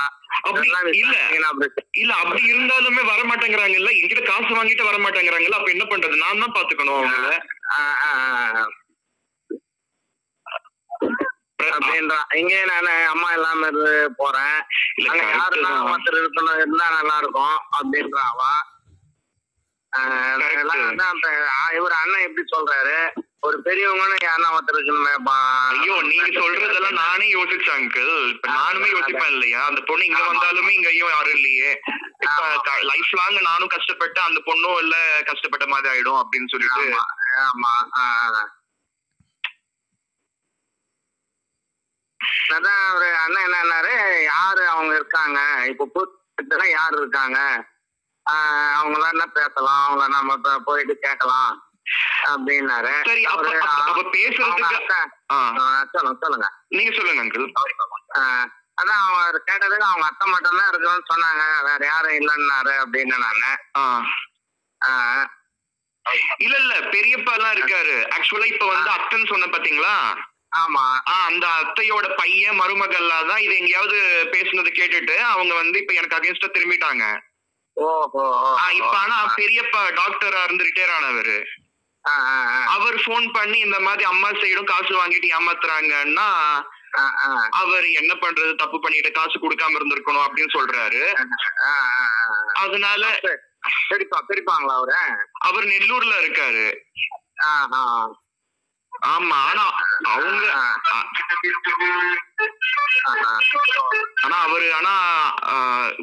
சொன்ன கண்டிப்பா என்னன்னா தாங்க இருப்பாங்க, அவ்வளவுதானே தவிர நம்ம தான் பாத்துக்கணும். நாளைக்கு சொல்றப்ப ஹலோ சொல்லுங்க அங்கிள். அதான் கார்ல போயிருந்தோம். சரி அதான் அவரு இதுதான் பொசிஷன் சொன்னாங்க. நான் மேற்கொண்ட ஒண்ணு பேசுறேன். பாப்பா சொல்றது வந்து எனக்கு என்னப்பா இங்கே அம்மா இல்ல அங்கே யாரும் இல்லைன்னா எனக்கு அது யோசனை பண்ண வேண்டியதா இருக்குதுன்ட்டு திரும்ப பேசி பார்க்கணும். ஒன்னும் நான் திரும்ப எதுவும் பேசல. இல்ல அதுதான் ஃபர்ஸ்ட் இருக்கிற பொசிஷன் சொல்றேன். அதுதான் ஒரு தடவை இப்ப நானுமே உங்க பாப்பா கூட டைரக்டா பேசினா செட் ஆகுமா வேவ் லென்த்? அது என்ன நீயே பேச எல்லாமே. நான் இது போல இது வரைக்கும் நான் எதுவும் பேசுறது இல்லை யாரும். நீங்களே பேசு, நீயே உனக்கு முதல்ல நீ பேசி பாரு, விசாரிச்சு பாரு, நல்லா இருந்தா அதுக்கப்புறம் நம்ம பார்க்கலாம் அப்படின்றான்.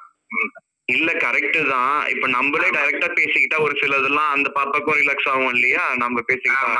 அவன் அது வேணான்றான். நான் இது வரைக்கும் அது போலாம் பேசுறது இல்ல யாராண்டி அப்படின்றான். அது கரெக்ட் தான். இல்ல 1.5 மாசம் சின்னது இல்ல நீங்க சொல்லுங்க. அதனால இல்ல எம்ஏ படிச்சிருக்காங்கல்ல அங்கிள், அதுல என்ன இருக்கு, பிராக்டிகலா இருக்கு. இல்ல நம்ம ஃப்ரெண்ட்லியா கூட பேசிக்க கூடாது. 4 பேர் இப்ப நம்ம காலேஜ் படிக்கிறப்ப கூட ஃப்ரெண்ட்ஸ் கூட எல்லாம் பேசினது உண்டு இல்ல. அவ்வளவு நான் பேச மாட்டேன். நானும் என்னென்ன அதுதான் இருப்பேன். மத்த பசங்க மாதிரி எல்லாம் இல்ல. இப்போ நீங்க இருக்கிறது வந்து எங்க பெருமாள்பேட்டை திருவள்ளூர். வேப்பம்பட்டு ட்ரெயின் இறங்குனா 2 கிலோமீட்டர் பெருமாள்பேட்டை. நடந்து வந்தா 20 ஒர்க் பண்றது சென்னை உள்ள. இல்ல நான் சென்னை, நான் வீட்டை விட்டு வெளியில போகணும் கூட தேவையில்லை. நான் வீட்லயே தான் ஜூம்ல கிளாஸஸ் எடுத்துருக்கேன். ஆன்லைன்ல வீட்லயே தான் எடுக்கிறீங்க. ஆமா சரி சரி சரி. நானு கேட்டுங்கன்னா பாப்பாவை கலந்துங்கன்னா திரும்ப ஒரு அண்ணெல்லாம் பேசிட்டு தான் நான் தகவல் சொல்லணும்னு சொல்றாங்கன்னு. சரி சரி சரி சரி. அவன் இப்ப ஃபீல் பண்றான், இங்கே இல்ல அம்மா இல்ல. ஆமா, நானு போற இடத்துலயுமே யாருமே பெரியவங்க இல்லைன்னா எனக்கு கொஞ்சம் அது கொஞ்சம் இல்ல அது அப்படின்றான். நார்மலா யோசிக்கிறவங்க தான். அது எனக்குமே கஷ்டமா தான் இருக்குது. அவ அதை மட்டும் தான் சொன்னா, வேற எதுவும் சொல்ல அவ. நாளைக்கு எனக்கு வந்து ஒரு பிரசவம் ஆகுது, ஒரு இதுவும் ஆகுது. ஐயோ அங்கிள், அத நானே நினைச்சு பார்த்தேன். நான் நினைச்சு பார்க்க மாட்டேனா சொல்லுங்க.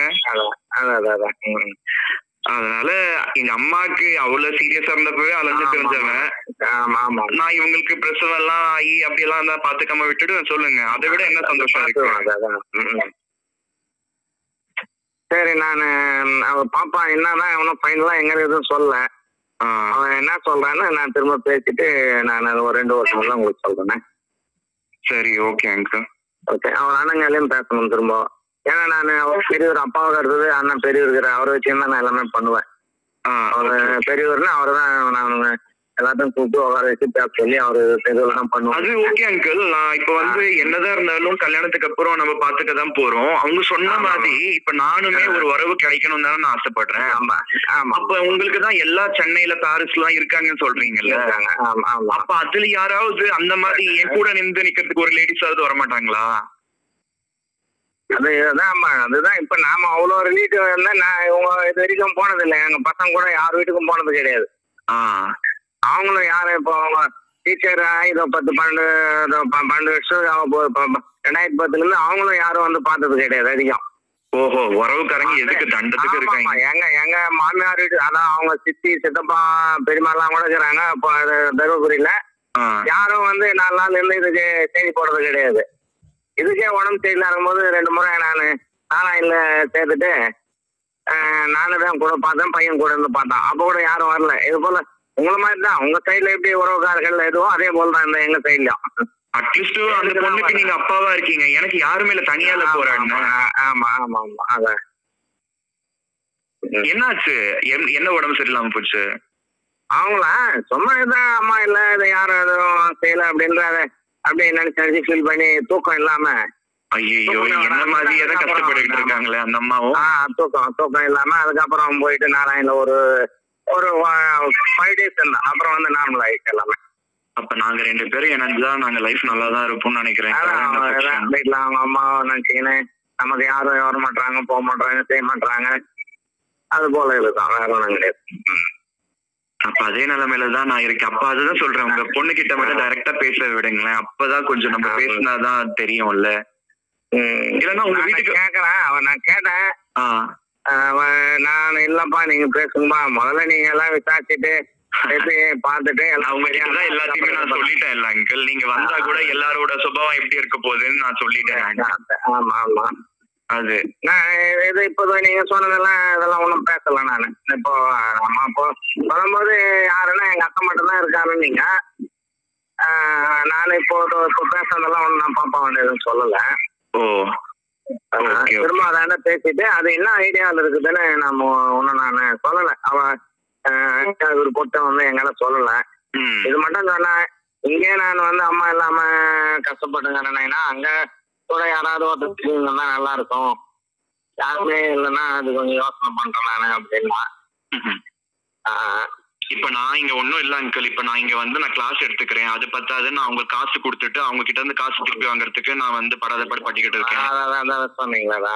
அதுக்கப்புறம் வந்து சும்மாவே இருந்தா கூட யாராவது வாட்ஸ்அப்ல என்ன சீண்டிக்கிட்டே இருக்காங்க. அப்பா சைடு அது அத்தையோட பையன் அன்னைக்கு போன்ல அசிங்கமா பேசுறான். எதுக்கு பேசுறானே தெரியல, சம்பந்தமே இல்லாம. அவங்களுக்கு உனக்கு பொண்ணு கொடுக்கறவங்க இருந்தா இப்போ நாம அவங்க கையில போய் பேச முடியாது எதுவும். இப்ப இந்த மாதிரி பண்ணிட்டாங்க. அவனோட போய் நாம எதுவும் பேச முடியாது. அப்ப எதுக்கு அங்கிள் நமக்கு வெண்ண திரண்டு வர நேரத்துல பானை உடைக்கிற மாதிரி எல்லாம் பண்றாங்க? இப்ப நான் ரிலேட்டிவ் அதான் பெரும்பாலும் அவங்க உதவி செய்யலாம், உபகாரம் பண்ணாம இருந்தா போறோம். அதுவும் பண்றாங்க. அது போல பண்றாங்கன்னா என்ன பண்றது நாம? அதுதான் அங்கிள் என்ன பண்றதுன்னு தெரியல. எனக்கு வாழ்க்கையை வெறுத்து போற மாதிரி இருக்கு. நான் இப்படியே யோசிச்சேன், கம்மனு வந்து கிளம்பி அவங்க வில்லேஜுக்கே போயிடலாமா, நம்ம இங்க வீடு வாசல் அமைச்சுக்கிட்டோமே, நமக்கு எல்லாம் இங்க இருக்குதுன்னு யோசிச்சேன் நானு. என்ன பண்றது ஒன்றும் புரியல. சரி, நான் பாப்பாவை அவ மென்டாலிட்டி என்ன ஆகுதுன்னு ஃபைனலா கேட்டுடுறேன். கேட்டுட்டு எங்க அண்ணா அம்மா இருக்காங்க, அவங்களும் அம்மா இருந்தான்னு சொன்னாங்க. 94 ஆகுது எங்க அம்மாவுக்கு. உங்க அம்மா இருக்காங்களா? அம்மா இருக்காங்க. 94 அவங்களுக்கு. ஐயோ 94ஆ? ஆமா. அப்படியே உட்காந்தபடி அவங்க சமைச்சிக்கிறாங்க போறாங்க. தனியா தான் இருக்காங்க அங்க.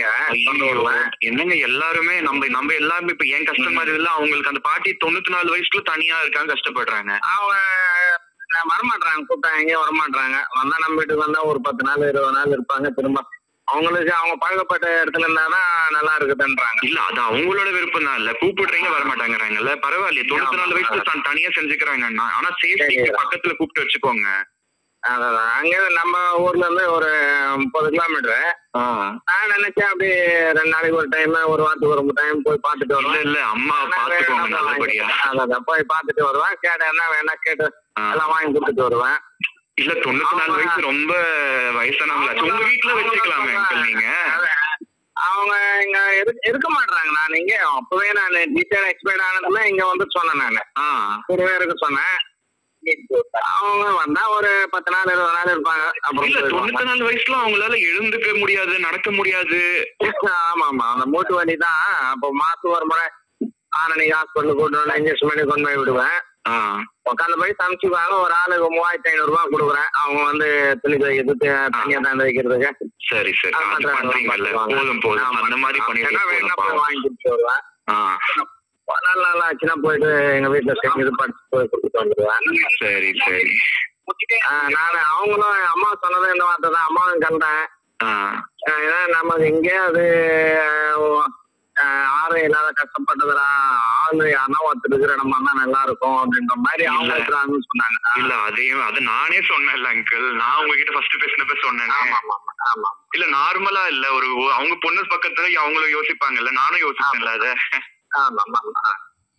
எனக்கு நான் பேசிட்டு உங்களுக்கு சொல்றேன் என்ன சொல்றாங்கன்னு. சரி ஓகே. பாப்பானுடைய இது அது ஓகே தான் இல்ல ஓகே இல்லவான்னு அதுவே சொல்ல ஒண்ணு எனக்கு இது மட்டும் தான் சொல்லிச்சு. அது நான் அதை ஃபைனலா கேட்டுட்டு நம்ம அவரு திரும்ப போல போன் பண்ணாரு. நீ சொன்னேன்னா அவருக்கு எஸ் நோ நான் சொல்லுவேன். அப்புறம் அவரு நம்ம எஸ் நம்ம பார்க்கலாம், நோன்னா அவர் வேற என்ன கூட பாப்பாரு இல்லையா அப்படின்னு நான் அதை கேட்டு நான் உங்களுக்கு சொல்லிடுறேன். 2 ஒரு நாள். ஆமா மனசுல ரொம்ப அபிப்பிராயம் வச்சுக்கிட்டு இருக்கேன். அவங்களும் நம்ம படிச்ச படிப்பே படிச்சிருக்காங்க, அதுல வேற எம்ஏ படிச்சிருக்காங்க. அதுவும் இல்லாம நீங்க சொல்றதெல்லாம் பார்த்தா அந்த பொண்ணு இவ்வளவு நாள் கஷ்டப்பட்டு இருக்குது, நானும் கஷ்டப்பட்டிருக்கேன். அதனால அந்த பொண்ணு நல்லா பாத்துக்கணும்னு தோணுது. அப்ப என்னையும் அவங்க நல்லா பாத்துப்பாங்கன்னு தோணுது. நாங்க 2 பேரும் சேர்ந்து லைஃப்ல என்ஜாய் பண்ணணும். அதனால எத்தனையோ இருக்குது இல்ல, அதனால நான் கேக்குறேங்க. அவங்க கேட்டுட்டு நான் உங்களுக்கு நான் சொல்றேன். சரி okay uncle. Okay thank you.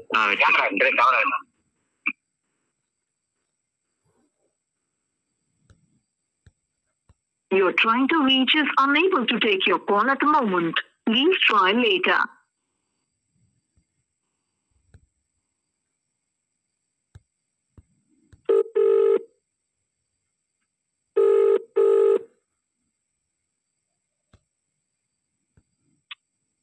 Hello నమస్కారం సార్. చెప్పండి అంకుల్. గుడిలో ఉంటుంది నిన్న రాస్తామ్మా గుడికి అనుకున్నాను. సరే గుడిలో ఉంటే ఇప్పుడు బయట వచ్చాను ఫోన్ రాగానే మాట్లాడుతుంటాను. సరే అనుకున్నాను. ఎక్కడ గుడికి పోయి ఉంటారే అనుకున్నా. ఏమంటే మా అన్న అమ్మ నింటే తిరిగి మాట్లాడుతుంది. వాళ్ళు ఊరం లేకుండా ఉండే కావాలి వద్దు మా పదిగానే వచ్చి ఊరం లేకుండా ఉండేది అమ్మ లేకుండా అదే అభిప్రాయం వద్దు అటని చెప్పండి. అవునా? అమ్మను వద్దుంటారే, మా అన్నలను వద్దుంటారే. ఉండవాళ్ళ మనకి ఊరం లేకుండా ఉంటాయట. అట్లనా? నేనైతే ఒక అభిప్రాయం పెట్టుకుని ఉంటుంది, సరే కుదురుతుందేమో అట్లని. అమ్మ వద్దునే వద్దుంటారు. అట్లనా? అది అయితే వాళ్ళు ఎందువల్ల వాళ్ళకి భయం ఉంటుంది కదా, అమ్మాయిని పంపిస్తాము అది అంటే ఒక ఉండవాళ్ళ ఉండవాలి ఒకరు లేకుండా వద్దు అంటారు. అది కాదు అంకుల్, ఎవరుంటేనో ఇప్పుడు వాళ్ళ అభిప్రాయం వాళ్ళు చెప్పినారు, ఎవరుంటేనో లేకపోతేనో వాళ్ళ కష్టాలు వాళ్ళే పడాలా లేయాలా అన్నా ఉంటేనో పెద్దవాళ్ళు ఉండవాలంటే వాళ్ళు పెద్దవాళ్ళకి చెప్పేది పెద్దవాళ్ళు చెప్పారు. కరెక్ట్. ఒక కష్టం వస్తాంది, ఒక ఇది వస్తాంది, అది ఏదైనా చెప్పేదానికి మన కొన్ని తిప్పేదానికి ఉండవాలా పెద్దవాళ్ళు ఉండవాలా. వద్దు అంటారు. అన్న నాకు ఏదో చెప్పేసి ఎట్లా నేనే నాడికి చెప్పేసినారా అని చెప్పాను. అమ్మ నాకు చెప్పిన తిరిగి నిన్న కలిసి అమ్మకి అమ్మ నేను పోయి చూసి 32 కిలోమీటర్లు ఉండరు వాళ్ళ పోయి చూసి కలిసి వచ్చి అసలు వద్దు వేరే చూస్తా ఉంటాను చెప్పేసిన. అట్లా నా అమ్మాయికి అయితే ఏజ్ ఎక్కిపోతుంది కదా, అదేనో ఉంది. ఇదంతా కరెక్టే, అది కరెక్ట్. అది కాకుండా సరే ఆ అబ్బాయికి లైఫ్ మన వల్ల కుదిరితే సంతోషమే కదా, ఒంటరిగా కష్టపడుతున్నాడు అని. వాళ్ళు వద్దంటారే పాపకు కొంచెం నువ్వన్నా ఉండాలి, నాకు కింద అమ్మలేదు అక్కడ ఊరలేదంటే చెప్పినారు. అట్లా చెప్పినట్టుగా అట్లా చెప్పినారు. అదే మొదట్లో చెప్పిన మీకు పాపని అట్లా ఉండగా మన దాన్ని ఏదేం కంపల్సరీ మళ్ళీ ఇంకేంటో దేవుడు ఏం రాసి ఉన్నాడు తెలియదు నాకి.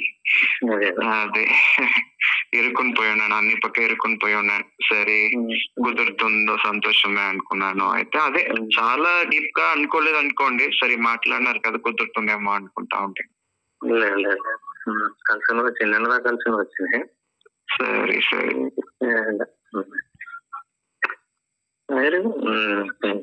సరే ఇంకా మీ ఇష్టం అంకుల్, మీరుగా కాల్ చేసినారు కాబట్టి సరే మీరు మంచిగా చెప్తారనుకున్నాను. సరే మనం ఎవరన్నా కూడా ఉంటూ పోతుంది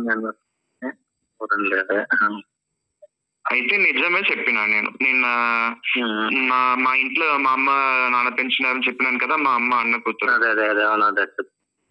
వాళ్ళకి అన్ని లక్షలు నేను అప్పు తీసిచ్చి వాళ్ళు బిజినెస్ రన్ చేస్తారంటే వాళ్ళు బిజినెస్ స్టార్ట్ చేసుకున్నారంట. నేను పోలీస్ కంప్లైంట్ ఇస్తే అప్పుడు దాకా రాలేదు, నాకు కట్టాల్సిన డబ్బులు కట్టలేదు, అన్ని పక్కల ఇరికిచ్చేసినారు. అప్పుడు అంత డబ్బులు ఇచ్చి కూడా వాళ్ళకి మన మీద ఒక మంచి అభిప్రాయం లేదు, మనకి చెయ్యరంట. మన డబ్బులు తీసుకుని చెడిపోయినాక కూడా ఏం లోకమో ఇది. ఇట్లా ఉన్నప్పుడు ఎవరు ఇప్పుడు అట్లాంటి వాళ్ళు పక్కన ఉంటే కూడా ఏ ప్రయోజనం ఉండదు. నా కష్టం నేను పడుతున్నాను, లేస్తున్నాను, ఒంటరిగానే మిగిలిపోతానేమో ఒక పక్క భయం ఉంది. ఏందో మనం ఇంత కష్టపడింది చేసింది ఎవరికి రేపటికి ఫ్యామిలీ బిడ్డలను ఉంటే అది వేరే కథ.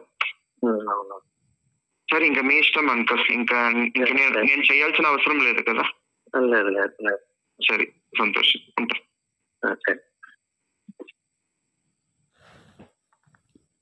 அவ்வளோதான். அதுவாக வந்தது, அதுவாக போயிடுச்சு. அவர் என்னுடைய ஜாதகம் பார்த்துருப்பாரு, அதில் அம்மா அப்பா இறந்ததை நான் போத்திருக்க மாட்டேன். ஆனால் அந்த குரூப்பில் ஃபார்வேர்ட் பண்ணப்போ ஜாதகம் மட்டும் ஃபார்வேர்ட் பண்ணி இவங்க கண்ணில் பட்டதான்னு தெரியல. அதில் கீழே அம்மா அப்பா இல்லை, ராகுகேது தோஷம் அது என்ன சொல்கிறது, பரிகாரம் செஞ்சாச்சு, செவ்வாய் தோஷம் இல்லை, பரிகார செவ்வாய் தான், அந்த மாதிரி போட்டு தான் நான் அனுப்பியிருந்தேன். அவங்க வீட்டில் இருக்க அவங்க பொண்ணுக்கும் சேஃப்டி அவங்க பார்க்குறாங்க. வீட்டில் அம்மா அப்பா இல்லை, யாரும் இல்லை, எப்படி அனுப்ப முடியும்? நானே கூட ஒரு பொண்ணு பெற்று நான் கட்டி கொடுக்கணுன்னா கூட நான் யோசிப்பேன்ல, அந்த மாதிரிலாம் இருக்குது. யாரையும் குறை சொல்ல விரும்பலை. அவர் நல்ல மனுஷனாக தான் இருந்தார், நல்லா தான் பேசினார். அவர் முகம் கூட நான் பார்க்கல, என் முகத்தை மட்டும் தான் அவங்க பார்த்துருக்காங்க. அவங்க பொண்ணு ஃபோட்டோ எனக்கு அனுப்புனதுனால அந்த பொண்ணு ஃபோட்டோ அந்த பொண்ணு முகம் இன்னும் கூட ஞாபகத்தில் இருக்குது. நானும் வந்து அந்த பொண்ணு மேலே ஒரு ஒப்பீனியன் வர ஆரம்பிச்சிருச்சு. சரி ஓகே செட் ஆகிடும் போல் அப்படின்னு. அதனால் நம்ம வந்து எனக்கெல்லாம் பார்த்திங்கன்னா நிறைய படத்தில் நிறைய ஹீரோயின்ஸ் பிடிக்குங்க. அப்போ நான்லாம் எவ்வளோ ஆசைப்பட்டிருப்பேன். அப்போ அந்த பொண்ணு அந்தளவுக்கெல்லாம் அழகுன்னு சொல்கிறதுக்கு இல்லை. ஸோ எம்இ படிச்சிருக்காங்க, அப்போ அறிவாளியாக தான் இருக்கணும். ஸோ வீட்டு வேலைலாம் பார்த்துக்கிறாங்க. அப்போ அந்த வீட்டுக்கு ஏற்ற மாதிரியான ஒரு பர்சனாக தான் இருக்கணும். கஷ்டப்பட்டிருக்காங்க, நானும் கஷ்டப்பட்டிருக்கேன். 2 பேரும் சேர்ந்து வாழ்க்கை நல்லா சந்தோஷமாக கொண்டாடலான்னு நான் நினச்சேன். எல்லாமே பார்த்திங்கன்னா வீணாக போச்சு. கடைசியில் இப்போ அவங்கக்கிட்ட நான் இந்த மாதிரி அம்மா சைடு ரிலேட்டிவும் காசு லட்சக்கணக்காக வாங்கிட்டு படுத்துகிறாங்க, எனக்கு எதுவும் செய்ய மாட்டேங்கிறாங்க, காசு கொடுத்து கூட சொந்தத்தை விலை வாங்க முடியல, அன்பு காட்டி கூட சொந்தத்தை விலை வாங்க முடியல, அப்பா சைடு ரிலேட்டிவும் வந்து என்னை தரக்குறைவாக பேசுகிறாங்க, காயப்படுத்துகிறாங்க, என்ன பண்ணுறதுங்க? நான் உண்மையை தானே சொன்னேன். மற்றவங்கள மாதிரி பொய் சொல்லி நான் மூடி மறைச்சேனா? கடவுள் இறங்கி வந்து அவங்க மனசில் உட்காந்து எனக்கு நல்லது பண்ணியிருந்தா, எனக்கு கல்யாணம்னு ஆயிருந்தா, எனக்கு இந்த மாதிரி ஏகப்பட்ட சம்பந்தம் வருது போகுது, ஒரு சிலது மட்டும்தான் உங்களுக்கு நான் காமிச்சிக்கிட்டு இருக்கேன். இந்த மாதிரி எல்லாத்தையும் காமிக்க முடியுமா? அப்போ ஒவ்வொரு தடவையும் என் மனசு எந்த அளவுக்கு வந்து வேதனைப்படுது. என் மனசு கெடுக்கிறாங்கல்ல, அந்த மனசில் அதுங்க அந்த முகத்தை வந்து பதிச்சு வச்சுக்கிறோம்ல, அவங்க சொந்த கதை சோக கதைலாம் கூட நம்ம மண்டையில் ஏற்றிக்கிறோம்ல, இதெல்லாம் எனக்கு தேவையா? அது எல்லாம் தாண்டி எனக்கு ஆரம்பத்துலேருந்தே, அதாவது எனக்கு காலேஜ் படிக்கிறப்பெல்லாம் பார்த்திங்கன்னா என் காலேஜில் என் ஃப்ரெண்ட்ஸு கேட்பாங்க, என் ஃப்ரெண்ட்ஸுக்கெல்லாம் தெரியும் எனக்கு வந்து ஒரு பொண்ணு மேலே ஆசை இருக்குதுன்றது. அந்த பொண்ணு என் கசினோட வீட்டில் தான் அவங்க. அதனால தான் நான் அதுவும் எல்லாம் மனசில் வச்சுக்கிட்டு தான் அவங்க கேட்க நானும் ஹெல்ப் பண்ணிக்கிட்டே இருக்கேன். இன்றைக்கி அந்த பொண்ணையாவது எனக்கு கொடுத்து கல்யாணம் பண்ணி வைப்பாங்கன்னு நினைக்கிறீங்களா? அந்த பொண்ணு கல்யாணம் எனக்கு கொடுத்து பண்ணி வச்சாங்கன்னா என் ஃப்ரெண்ட்ஸ் எல்லாம் ஆச்சரியப்படுவாங்க, சொன்ன மாதிரி சாதிச்சிட்டாடா பரவாயில்லையே அப்படின்னு. ஒரு நல்ல பையனுக்கு, ஒரு நல்லவனுக்கு நான் வாய் விட்டு கேட்டும் வந்து யாரும் ஸ்டெப் எடுக்க மாட்டேங்கிறாங்க, என்னை அவாய்ட் பண்ணுறாங்க. ஆனால் காசுக்கு மட்டும் நான் தேவைப்படுறேன். நாளைக்கு கட்ட வேண்டிய இஎம்ஐக்கு காசு அனுப்பலை, தூக்கம் வரல, அதனால் நான் இந்த மாதிரி வீடியோ பண்ணிக்கிட்டு இருக்கேன், இதுக்கு எவ்வளோ எஃபோர்ட் போட்டுக்கிட்டு இருக்கேன். என் கஷ்டம் யாருக்கும் வரக்கூடாதுங்க. அதுக்கு தான் சொன்னேன், ஒவ்வொரு நொடியும் செத்துக்கிட்டு இருக்கேன், தயவு செஞ்சு என்னை கருணை பண்ணிவிடுங்க, ஒரே அடியாக போயிடுறேன் அப்படின்னு. என்ன பண்ணுறதுன்னு தெரியல. நான் அடுத்தடுத்த மாதம் இவங்க கடன் தொல்லை பெரிய தொல்லையாக இருக்குது.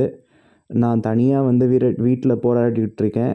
எல்லாத்தையும் வந்து சகிச்சிக்க முடியல. இப்படியே இருந்தேன்னா இந்த மன உளைச்சல்லையே வந்து எனக்கு மனசும் உடம்பும் கெட்டு போய் நினைக்கிறேன், ஏதாவது ஆச்சுன்னா என்ன இதில் என்ன இருக்குது, செத்ததுக்கப்புறம் யாருக்கு போனால் என்ன, யார் என்ன ஆனால் என்னன்னு தானே பேசுனாங்க எல்லாரும். என் பெரியம்மாங்க அப்படி தானே பேசிச்சுங்க, எங்கள் அம்மாவும் அப்படி தானே இருந்தாங்க, போய் சேர்ந்துட்டாங்க. அதனால் நான் கூட அப்படி ஏதாவது வந்து படுத்துட்டு காலையில் எழுந்துக்காமல் விட்டால் கூட சந்தோஷம்தான், ஹார்ட் அட்டாக் வந்து செத்தாக கூட சந்தோஷம்னு இருக்குது.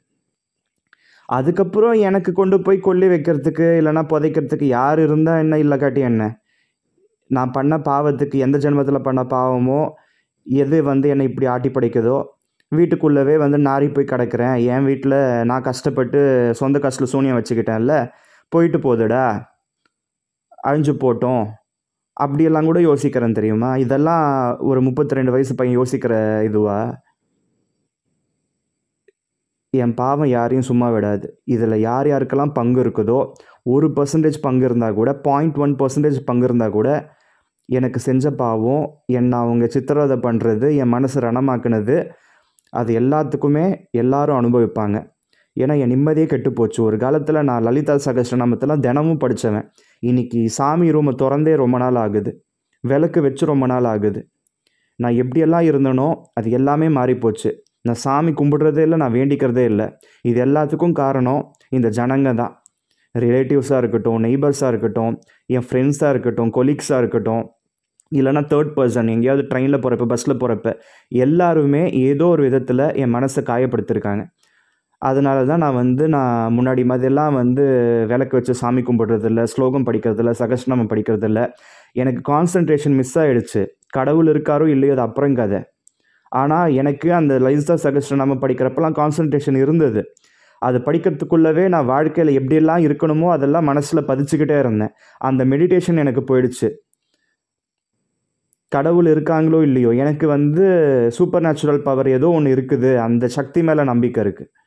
அந்த சக்தி என்னை வந்து எப்படி நல்ல விதமாக கொண்டு போகுது, எனக்குன்னு ஆதரவாளர்கள் எனக்கு எவ்வளோ நல்லது வந்து நமக்கு எடுத்து உரைக்கிறாங்க, இல்லைன்னா நமக்கு வந்து சப்போர்ட்டிவாக இருக்காங்கன்னு பார்ப்போம். ஏன்னா நான் வாழ்க்கை பூரா கஷ்டப்பட்டுட்டேன், எனக்குன்னு சப்போர்ட் பண்ணுறவங்க யாருன்னு தான் பார்ப்போம். அது ஒன்று யூடியூபர்ஸில், அதாவது யூடியூப்பில் நல்ல விதமாக கமெண்ட் வைக்கிறவங்களா இருக்கலாம், என் கூட கால் பண்ணி பேசுகிறவங்களா இருக்கலாம். எனக்கு ஸ்டெப் எடுத்து யார் கல்யாண காட்சியெல்லாம் பண்ணி வச்சு நான் குழந்தை குட்டியெல்லாம் நான் என் ஃபேமிலியோட சந்தோஷமாக இருக்க போகிறேன். ஒரு வேளை நான் நல்லபடியாக இந்த ஸ்ட்ரெஸ்ஸில் மன உளைச்சலில் நாண்டுக்கிட்டு சாகாமல் நல்லபடியாக இருந்தேன்னா இந்த யூடியூப் சேனல் எல்லாத்தையும் காமிக்க தான் போகிறேன், பார்க்க தான் போகிறீங்க. பார்ப்போம் வாழ்க்கை எப்படி போகுதுன்னு. தலைவலி குறையலானா